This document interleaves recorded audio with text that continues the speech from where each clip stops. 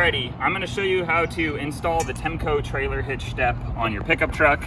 I designed this trailer hitch step to work with your preferred hitch receiver. You know, you could call it a ball or receiver. Here's 3 of them that it'll work with right here, but it'll also work with more, just depending on your application.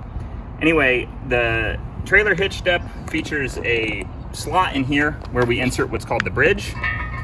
And so what we're going to do is we're going to insert the bridge in this direction right here. The bridge is what's going to actually tighten it together. That's one of the crucial features of this design. We're going to take the bolt and nut that are included and we're going to run it up to get it started in that threaded hole. Next, what we're going to do is we're going to take the trailer hitch we want to use it with. I prefer this one on this truck. And I'm going to take this trailer hitch and I'm going to slide it through like this. And then I'm going to slide the trailer hitch into the hole.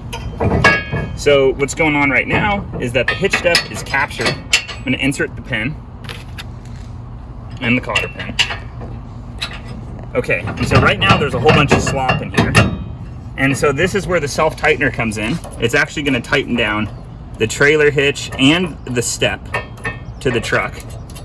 So you're going to run this up until it starts to feel firm. And what you're going to want to do is you're going to want to come and tighten it. This uses a 3/4 inch wrench.